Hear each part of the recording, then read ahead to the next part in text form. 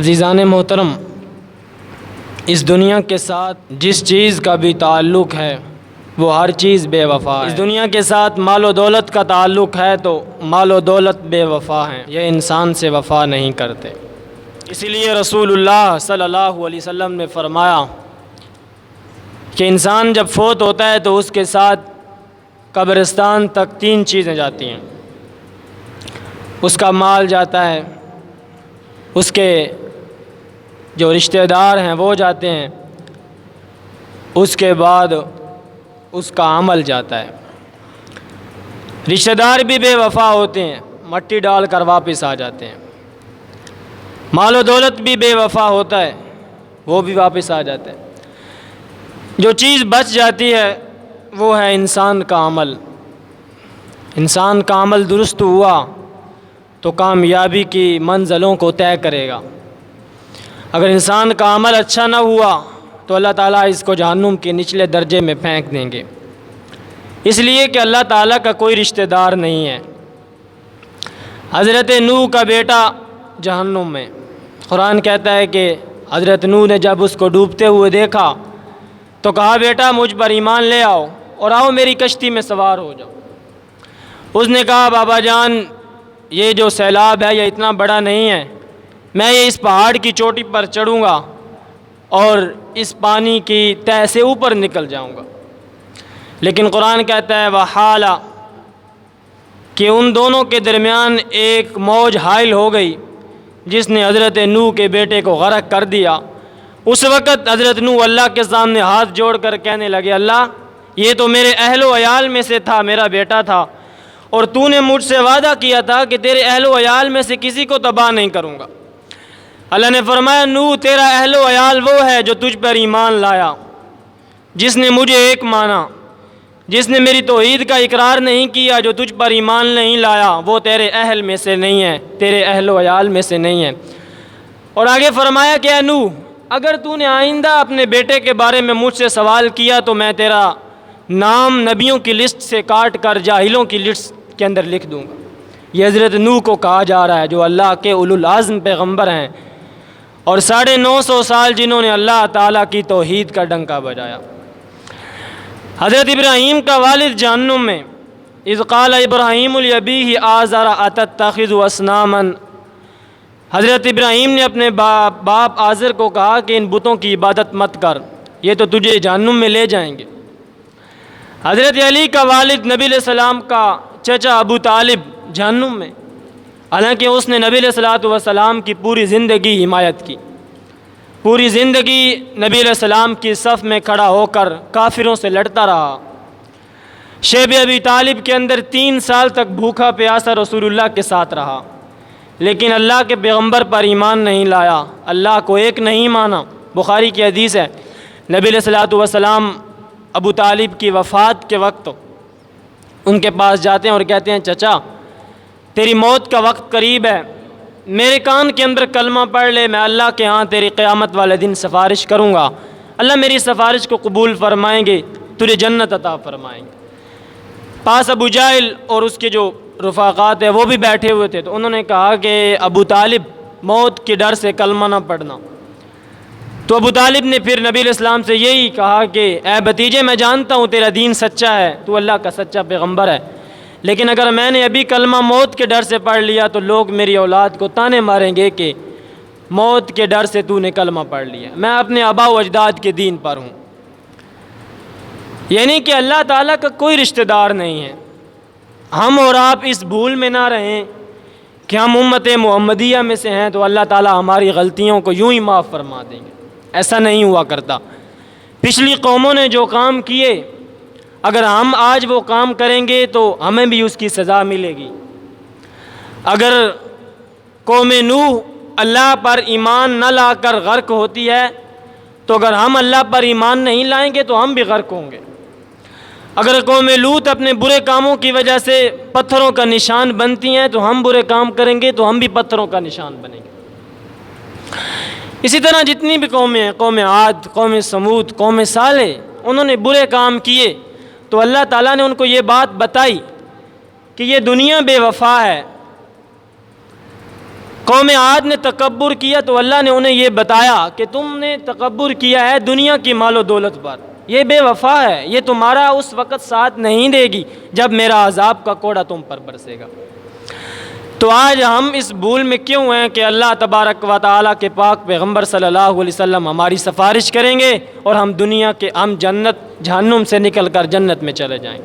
سفارش ہوگی، اللہ تعالیٰ ہمارے حق میں رسول اللہ صلی اللہ علیہ وسلم کو سفارش کرنے والا بنائیں، لیکن اللہ کے پیغمبر اس انسان کے حق میں سفارش کریں گے جس نے دنیا کے اندر اللہ سے وفا کی ہو۔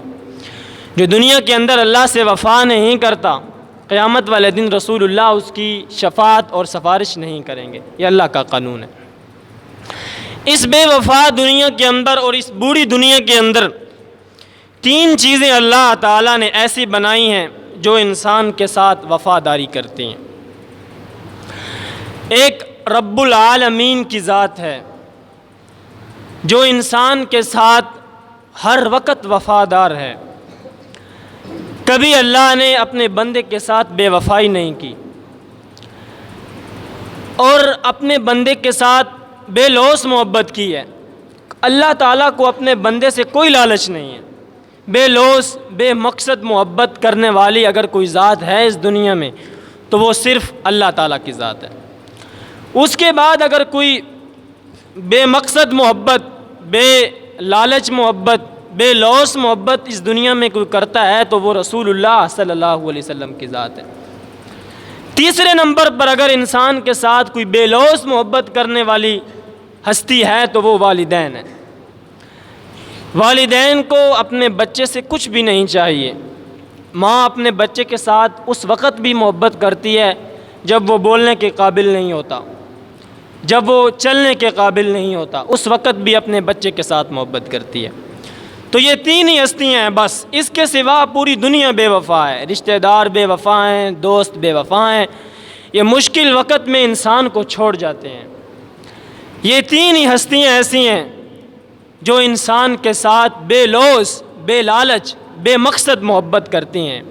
میں تھوڑی تھوڑی بات بس آپ کے سامنے عرض کرتا ہوں۔ پہلے نمبر پر اللہ تبارک و تعالیٰ کی ذات انسان سے محبت فرماتے ہیں، اور جب اللہ اپنے بندے کے ساتھ محبت کرتے ہیں تو پھر کچھ بندے کا بھی تو حق بنتا ہے کہ اپنے رب کے ساتھ محبت کا ثبوت دے۔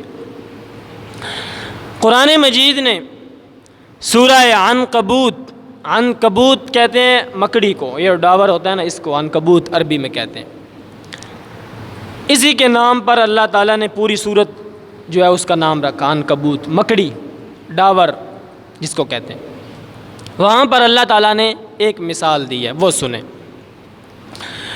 فرمایا مثل الذین اتخذوا من دون اللہ اولیاء کمثل العنکبوت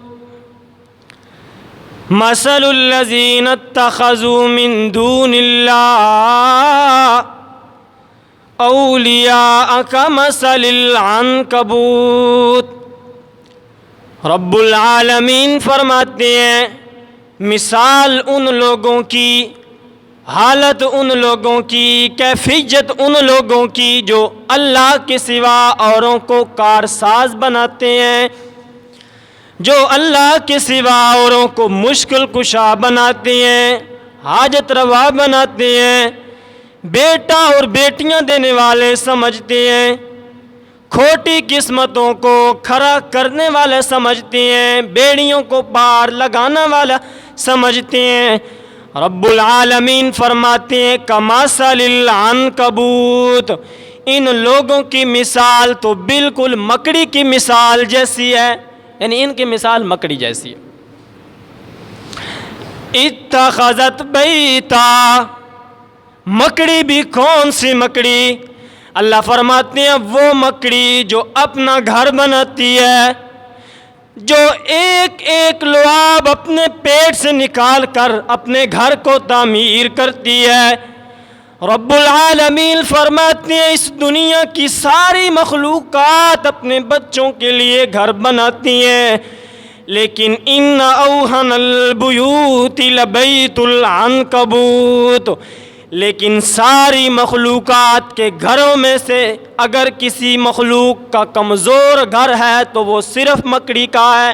ساری مخلوقات گھر بناتی ہیں، لیکن گھر اگر کسی کا کمزور ہے تو وہ مکڑی کا ہے۔ اب سمجھنے والی بات یہ ہے کہ اللہ نے ان مشرکوں کی مثال مکڑی کے ساتھ کیوں دی؟ یعنی اس طرح کیوں کہا کہ جو میرے ساتھ شرک کرتے ہیں، جو اوروں کو پکارتے ہیں، وہ مکڑی جیسے ہیں؟ یہ کیوں کہا؟ یہ بات سمجھیں۔ پہلی وجہ یہ ہے کہ رب العالمین فرماتے ہیں میرا بندہ تو لاکھوں روپے لگا، تو اربوں خربوں روپے لگا کر ایک بڑی شاندار سا بنگلہ تعمیر کر، کوٹھی بنا، بڑا گھر تعمیر کر لے، لیکن جس وقت وہ گھر تو تعمیر کر لے گا نا تو ایک کونے میں دیکھے گا کہ تیرے کونے کے اندر مکڑی نے جالا بنایا ہوا ہوگا۔ اس طرح ہوتا ہے، جتنا مرضی آپ بڑا گھر بنا لیں، چند دن آپ صفائی نہیں کریں گے تو مکڑی اپنا جالا کونے کے اندر بنا کر رکھی۔ رب العالمین فرماتے ہیں میرا بندہ جس طرح تیرے بڑے گھر سے یہ مطمئن نہیں، یعنی اتنا بڑا جو گھر ہے تو الگ بنانے کی کیا ضرورت ہے؟ تیرے بڑے گھر سے یہ مطمئن نہیں ہوتی، اپنا علیحدہ گھر بناتی ہے۔ رب العالمین فرماتے ہیں میرا بندہ جو مجھے چھوڑ کر اوروں کے پاس جاتے ہیں وہ میری اتنی بڑی کائنات سے مطمئن نہیں ہوتے، میرے چاند اور سورج جیسی نعمتوں کو نہیں دیکھتے، میرے پھولوں اور پھلوں جیسی نعمتوں کو نہیں دیکھتے، دریاؤں کی روانی کو نہیں دیکھتے، سمندروں کی جوانی کو نہیں دیکھتے، سورج کی تابانی کو نہیں دیکھتے، پھولوں کی مہک کو نہیں دیکھتے، سرسبز و شاداب درختوں کے سبزے کو نہیں دیکھتے، پانی کی روانیوں کو نہیں دیکھتے، میری کسی نعمت پر کبھی بھی شکر نہیں کرتے، مجھے چھوڑ کر اپنے الگ مزار بناتے ہیں، اپنی الگ قبریں بنا کر ان کی پوجا پاٹ کرتے ہیں۔ رب العالمین فرماتے ہیں ان مشرکوں کی مثال تو بالکل مکڑی جیسی ہے جو تیرے بڑے گھر سے مطمئن نہ ہو کر اپنا علیحدہ گھر بناتی ہے، یہ بھی میری اتنی بڑی کائنات کو چھوڑ کر اپنی الگ درگاہیں بنا کر، اپنے الگ مندر بنا کر، اپنی الگ قبریں بنا کر ان کی پوجا پاٹ کرتا ہے۔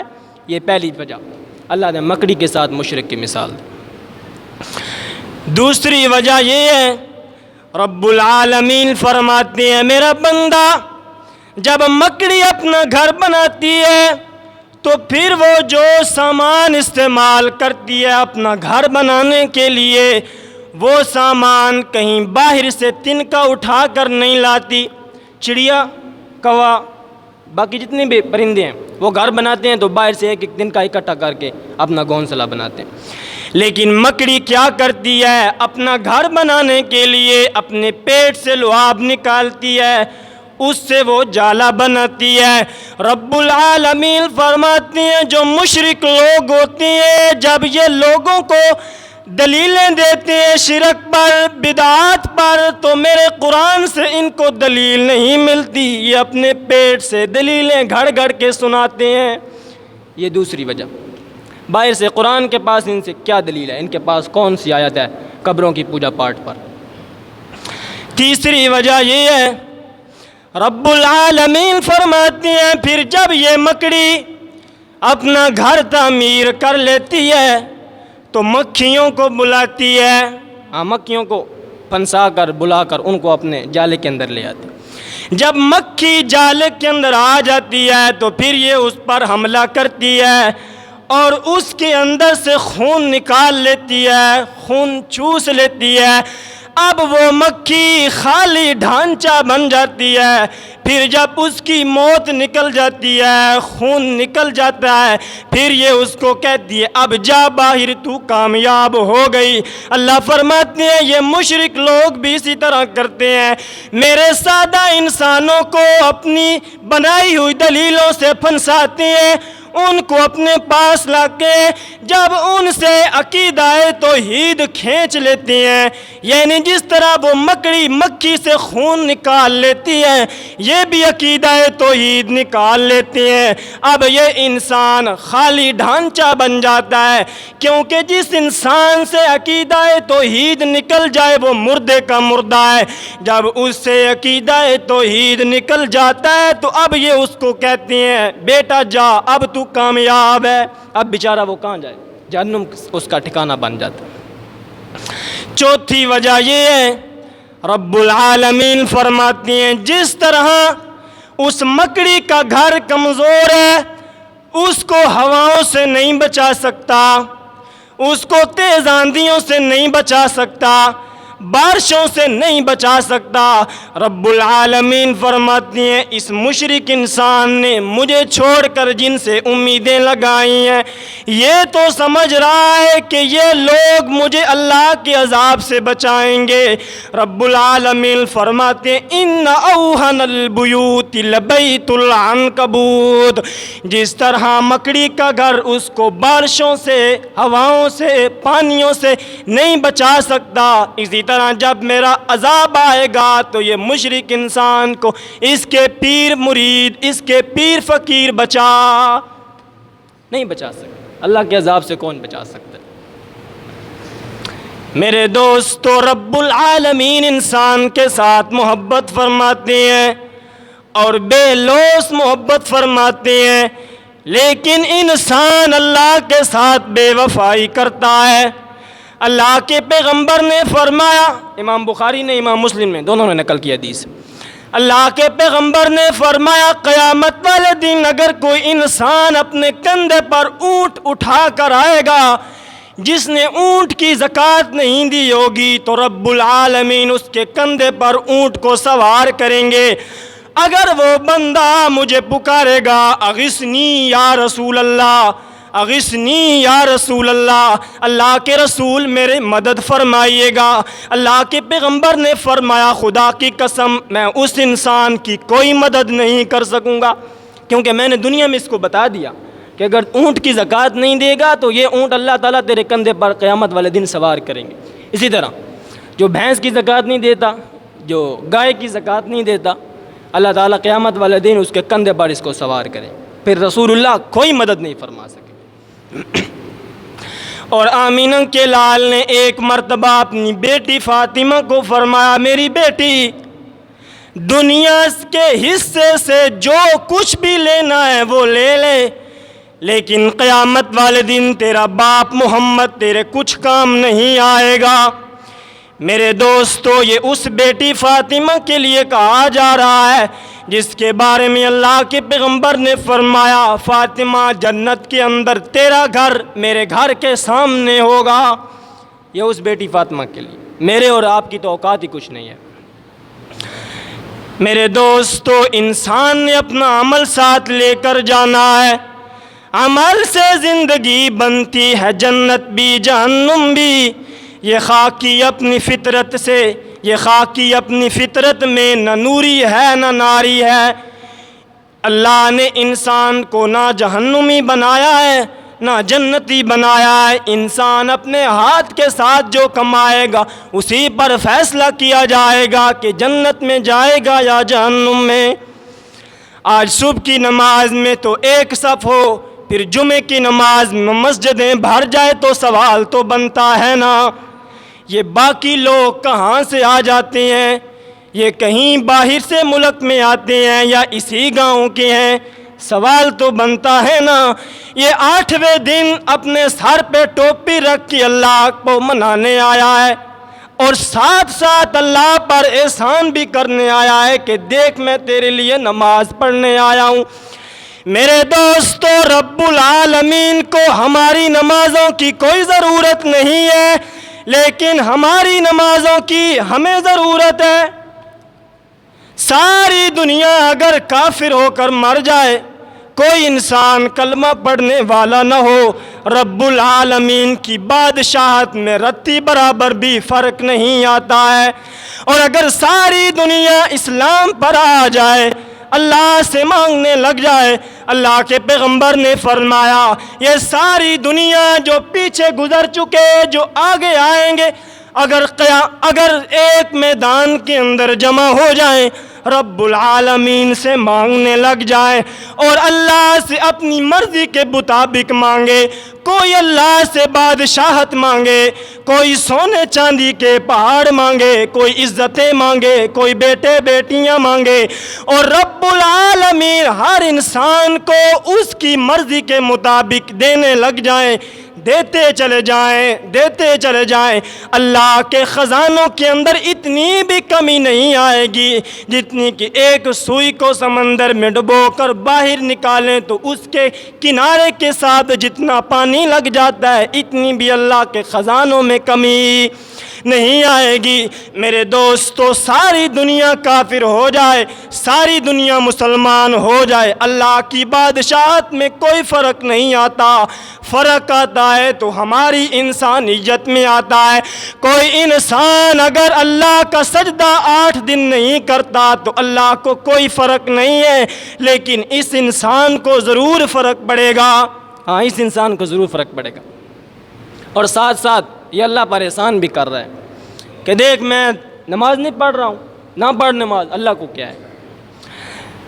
اصل میں آپ اللہ تعالیٰ کی سودے کو سمجھے نا. اللہ نے سودا جو کیا ہے ہمارے ساتھ وہ کیا ہے, وہ یہ ہے کہ اے لوگو, اگر تم یہ ایک لمحہ, یہ پوری زندگی جو انسان کی ہے نا دنیا کی, یہ آخرت کے مقابلے میں ایک لمحہ ہے, اگر تم یہ ایک لمحہ میری مرضی کے مطابق گزارو تو آخرت کی جو زندگی ہے جو لامحدود ہے وہ زندگی میں تمہیں تمہاری مرضی سے دوں گا.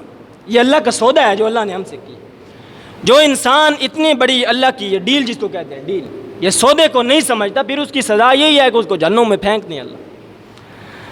اور میرے دوستو, حضرت فاروق اعظم رضی اللہ تعالیٰ عنہ نے حضرت سعد بن ابی وقاص رضی اللہ تعالیٰ عنہ کو ایک جنگ کا امیر بنایا اور فرمایا کہ سعد, یہ جنگ تھی جنگ قادسیہ. حضرت عمر کے زمانے میں لڑی گئی, یہ مسلمانوں نے جیت لی. جب ان کو امیر بنا کر بھیجنے لگے نا, اور سعد کے بارے میں تو سن لیں کہ سعد کون ہے. اللہ کے پیغمبر حضرت سعد کا ہاتھ پکڑ کر لوگوں کے سامنے آیا کرتے تھے اور فرمایا کرتے تھے یہ سعد میرا ماموں ہے, اگر تم میں سے کسی کا ایسا ماموں ہے تو مجھے لا کر دکھاؤ. یہ سعد ہے. اور میرے دوستو, یہ وہ سعد ہیں جنہوں نے اسلام کے لیے سب سے پہلا تیر چلایا تھا. میرے دوستو, اللہ کے پیغمبر نے فرمایا سعد فی الجنہ. حضرت علی فرمایا کرتے تھے میں نے جس انسان کے لیے اپنے کانوں کے ساتھ جنت کی بشارت سنی ہے وہ حضرت سعد بن ابی وقاص ہیں. یہ اتنا بڑا انسان ہے, میں آپ کو بتا رہا ہوں. اب سنیں حضرت عمر کیا کہہ رہے ہیں. حضرت عمر نے حضرت سعد کو جنگ قادسیہ کا امیر بنا کر بھیجا اور فرمایا اے سعد تو اللہ کے پیغمبر کا ماموں ہے, لیکن یاد رکھنا اللہ کا کوئی رشتہ دار نہیں ہے. اگر تو نے انصاف نہ کیا, عدل نہ کیا تو اللہ تعالیٰ تجھے بھی سزا دیں گے. یہ حضرت سعد کو کہا جا رہا ہے. اور ہم ہیں کہ اپنے اعمال پر اتراتے ہیں. ہماری محفلوں میں غیبت ہے, ہماری محفلوں میں گلے ہیں, دوسروں کے راز کھولنے ہیں. میرے دوستو, انسانیت نے جتنا گرنا تھا گر لیا, اب اس سے آگے انسانیت اور نہیں گرے گی. اب مجھے بتائیں اس سے آگے انسان اور کیا گر سکتا ہے کہ فوتکی والے گھر بھی جائے تو ذہن کے اندر ہو کو دوپہر کا کھانا وہاں سے کھائیں گے. اس سے آگے اور کتنا گرنا ہے انسانوں نے. ہمارا دوست ہے عزیر, وہ ایک ہی بھائی ہے, ادھر باہر ڈیرے پر اس کا گھر ہے. اس کی والدہ فوت ہوئی, ہم ابھی قبر پر کھڑے تھے ادھر, وہ آنسو بہا رہا ہے اپنی والدہ کی وفات پر. میرے ساتھ کھڑا تھا, اس کو فون آیا پیچھے سے اور وہ فون والا کہتا ہے کہ عزیر روٹی کا کیا کرنا ہے. یعنی ہم اپنے ماں باپ کے دکھ کو بھی آسانی سے جو ہے وہ منا نہیں سکتے. اب لوگوں میں اتنی شرم نہیں ہے کہ آپ کا گھر تو اسی گاؤں کے اندر ہے تو گھر سے روٹی کھا کر اس فوتکی والے گھر میں جاؤ نا. فوتکی والے گھر میں یہ امید لے کر جانا کہ دوپہر کی روٹی وہاں سے کھائیں گے, اس سے اور گرنے کی انسانیت اور کتنی گرے گی. جتنا گرنا تھا گر لیا. کھانے کی نیت شادی والے گھروں میں ہوتی ہے, فوتکی والے گھروں میں نہیں ہوتی ہے. اور ادھر بھی کیا ہے کہ کھانا کھاؤ گے تو جتنا کھانا کھائے ادھر پیسے بھی اتنے دینے ہیں. یہ ایک الگ رسم ہے کہ آپ نے کھانا کھایا تو اب 2000 روپیہ ادھر لکھوا کر جانا ہے. یہ ایک الگ یعنی کہ یہ نظام ہے. یعنی کہ ہر معاملے کے اندر ہم گر چکے ہیں, اس سے آگے اور نہیں گرنا ہم نے. اب محرم آیا, 10 محرم کو دیگیں پک رہی ہیں, پھر 12 ربیع الاول آئے گا, 12 ربیع الاول کو پھر دیگیں پک رہی ہیں. یہ ہمارا اسلام ہمارے پاس اس طرح کا رہ گیا. ہم خلاصہ یہ ہے میرے دوستوں کہ ہم باقی ساری انسانیت کو چینج کرنا چاہتے ہیں, ہر انسان بدل جائے, ٹھیک ہو جائے, لیکن خود ٹھیک نہیں ہونا. باقی سارے بدل جائیں, سارے ٹھیک ہو جائیں, نیکیاں کریں, ہم خود ٹھیک نہیں ہوں گے. جب یہ چیز ختم ہو گئی نا کہ باقیوں کو ٹھیک کرنا چھوڑ کر انسان اپنے آپ کو ٹھیک کرنا شروع کر دے گا, تب تبدیلی بھی آ جائے گی اور تب جو ہے وہ انسان ٹھیک بھی ہو جائیں گے. یہ پہلی چیز. رب العالمین انسان سے بے لوث محبت فرماتے ہیں. دوسری وہ ہستی ہیں جنہوں نے انسان کو جنم دیا ہے. انسان کے والدین انسان کے ساتھ بے لوث محبت فرماتے ہیں. کوئی دنیا کا لالچ نہیں ہے, کوئی مقصد نہیں ہے, بے لوث محبت اپنے بیٹے کے ساتھ کی جا رہی ہے. امام الانبیاء محمد الرسول اللہ صلی اللہ علیہ وسلم کی 6 سال کی عمر ہے. اللہ کے پیغمبر اپنی والدہ کے ساتھ مدینہ منورہ میں گئے ہیں. حضرت آمینہ کے میکے جو تھے وہ مدینہ میں تھے, وہ ان کے ساتھ ملاقات کرنے کے لیے گئیں. ساتھ عبد المطلب بھی ساتھ تھے, حضرت آمینہ بھی ساتھ ہیں, اور ایک لونڈی وہ بھی ساتھ ہے, ام ایمن. یہ 4 بندوں کا قافلہ مدینہ گیا ہے. 3 مہینے تک حضرت آمنہ مدینہ میں رہیں, اب واپس آنے لگے. مقام ابوا میں آ کر حضرت آمنہ سلام اللہ علیہا کے دل میں درد ہوا, ان کو اٹیک ہوا دل کا, پسینے آ رہے ہیں. اللہ کے پیغمبر اپنی ماں کی طرف دیکھتے ہیں کہ میری ماں کو کیا ہوا ہے. 6 سال کا بچہ ہے جو جا رہا ہے تو اپنی ماں کے ساتھ باتیں کر رہا ہے. اس کو نہیں معلوم ہے کہ جب میں واپس آؤں گا تو سب سے قیمتی رشتہ میں کھو کر آؤں گا. اللہ کے پیغمبر بار بار اپنی ماں کو دیکھتے ہیں کہ میری ماں کو کیا ہوا ہے, اور پوچھتے ہیں, لیکن حضرت آمنہ بولتی نہیں ہے. صرف 3 لفظ حضرت آمنہ نے اپنی زبان سے فرمائے, اور فرمایا کل حی میت کل جدید بال لقد ولدت طہرا. اے میرے بیٹے, ہر زندے پہ موت آنی ہے, ہر جوانی نے ڈھل جانا ہے, لیکن میرا بیٹا, میں نے ایسا بیٹا جنا ہے جو ساری دنیا کو روشن کر دے گا. یہ 3 لفظ گئے حضرت آمنہ کی روح پرواز کر کے. میرے دوستو, اس بچے کی حالت تو دیکھیے نا, جو سب سے قیمتی رشتہ ایک سفر میں کھو کر آیا ہے. اللہ کے پیغمبر بار بار اپنی ماں کی قبر پر لیٹتے ہیں اور کہتے ہیں کہ میری ماں تو کس کے سہارے پر مجھے چھوڑ کر جا رہی ہے. حضرت ام ایمن اللہ کے پیغمبر کو بار بار اٹھاتی ہیں اور کہتی ہیں کہ محمد گھر چلتے ہیں. روتے روتے اللہ کے پیغمبر کا یہ سفر مکہ تک ہوا ہے. کوئی چپ کرانے والا نہیں ہے, کوئی دلاسا دینے والا نہیں ہے. ساری دنیا میں حضرت آمنہ اپنے بیٹے کو تنہا چھوڑ کر چلی گئی. لیکن میرے دوستو, جس وقت یہ والدین دنیا سے چلے جاتے ہیں تو اس وقت یہ یاد آتے ہیں. پھر انسان آواز لگاتا ہے میری ماں میری ماں, لیکن آواز کا جواب دینے والا کوئی بھی نہیں ہوتا. جواب دینے والا کوئی بھی نہیں ہوتا ہے. آج والدین اپنے بچوں کے لیے رزق حلال و حرام کماتے ہیں, دوسروں کے بچوں سے چھین کر اپنے بچوں کے منہ میں نوالا ڈالتے ہیں کہ ہمارے بچے بھوکے نہ سوئیں. لیکن جب یہ انسان والدین بوڑھا ہو جاتا ہے تو پھر اس کی اولاد اس کو کہتی ہے تو نے میرے لیے کیا کمایا ہے, تو نے میرے لیے کیا ہی کیا ہے۔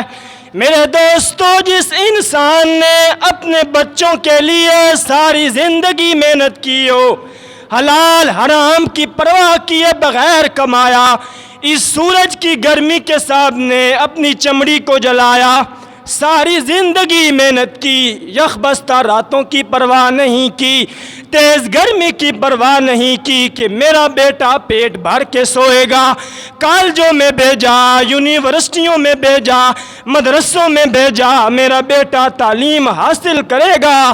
جب یہ بیٹا کہہ دے کہ تو نے میرے لیے کیا کمایا ہے، پھر یہ انسان تو بالکل اس بندے کی طرح ہو گیا جس نے ایک بچپن میں ببول کا درخت لگایا۔ یہ ببول کا درخت، ببول کا درخت کہتے ہیں، یہ کیکر کا درخت پنجابی میں۔ بچپن میں کیکر کا درخت لگایا اور امید لگائی کہ یہ بڑا ہو کر مجھے پھل دے گا، مجھے پھول دے گا، اس کو پانی بھی دیا، دھوپ سے بچنے کا سامان بھی رکھا، اپنے بیوی بچوں کو دینے والا وقت اس درخت کو دیا۔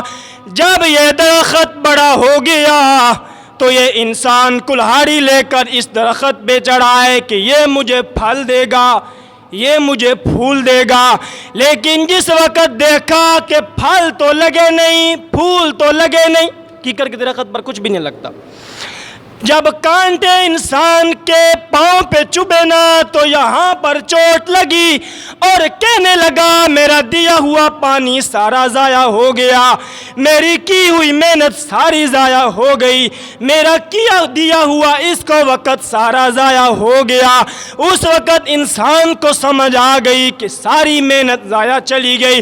یہی حالت ہے اس والد کی جس نے اپنے بچوں کے لیے رزق حلال و حرام کمایا، کوئی پرواہ نہیں کی، نمازیں قضا ہوتی ہیں تو ہو جائیں، مؤذن اذان دے دے کر چپ ہو گیا، یہ مسجد میں نہیں آیا کہ شام کے وقت اپنی بینسوں کو دھو کر گھر لے جاؤں گا، میرے بچے دودھ پئیں گے، میرے بچے پیاسے نہیں سوئیں گے، میرے بچے بھوکے نہیں سوئیں گے۔ جب ان لوگوں کے لیے انسان نے محنت کی نا، اور جب یہ اولاد بڑی ہو گئی، ان کی کمر یوں تنے کی طرح سیدھی ہو گئی، انسان کی کمر یوں کمان کی طرح ٹیڑھی ہو گئی، اور اب انسان بوڑھا ہو گیا، بچوں کے بال کالے ہو گئے، انسان کے بال سفید ہو گئے، بچے جوان ہو گئے، انسان بوڑھا ہو گیا، بچوں کے بالوں میں تیل چمکنے لگ گیا، انسان کے بالوں میں چاندی چمکنے لگ گئی۔ اب انسان دعا کر رہا ہے کہ اللہ میری اولاد کو فرما بردار بنا۔ میرے دوستو، جس اولاد کے لیے اللہ کو انسان بھول جائے وہ اولاد فرما بردار نہیں ہوا کرتی ہے، جس اولاد کے لیے انسان اللہ کے احکامات کو بھول جائے وہ اولاد فرما بردار نہیں ہوا کرتی ہے۔ مؤذن اذان دے دے کر چپ ہو جاتا ہے، ہم تو مسجدوں میں نہیں آئیں گے۔ اس انسان کی حالت اسی انسان کی طرح ہے جس کو کیکر سے پھل نہیں ملتا، اسی طرح اس انسان کو بھی اپنی اولاد سے کوئی پھل نہیں ملے گا۔ جب یہ بوڑھا ہو گیا، کھانسنے لگ گیا، موت قریب آ گئی، اس وقت جی اپنے رب کو پکار کر کہتا ہے میرا پروردگار، میں آج جان گیا ہوں کہ تیری محبت کے سوا ساری دنیا کی محبتیں جھوٹی ہیں۔ اسی طرح ہوتا ہے، یہ اللہ کا قانون ہے، جو اللہ کا نہیں اللہ اس کا نہیں۔ میں نے آپ کو 3 مرتبہ 3 حدیثیں سنائی کہ اللہ کا کوئی رشتہ دار نہیں، اللہ کا کوئی رشتہ دار نہیں۔ کوئی انسان جہنم میں جائے اللہ کو کوئی پرواہ نہیں، کوئی جنت میں جائے اللہ کو تب بھی کوئی پرواہ نہیں۔ پرواہ ہے تو انسانوں کو ہے، نقصان ہے تو ہمارا انسانوں کا ہے۔ اپنی جانوں پر ظلم نہ کیجیے گا، اپنے بچوں کے لیے رزق حلال کمائیے گا۔ جو دکاندار، جو تاجر سارا دن دکان پر بیٹھ کر 5 نمازیں قضا کر کے نوٹوں کی گٹھڑیاں باندھ کر گھر لے جاتا ہے، خدا کی قسم یہ جہنم کی آگ لے کر گیا ہے۔ جو مسجد میں نہیں آیا کہ رزق کماتا ہوں، پیسے کماتا ہوں، اس نے کچھ بھی نہیں کمایا، حساب دینا ہوگا۔ اللہ کے پیغمبر نے فرمایا جو انسان مال کماتا ہے رب العالمین اس وقت تک انسان کے قدموں کو حرکت نہیں دینے دے گا جب تک اس مال کا حساب نہیں دے گا۔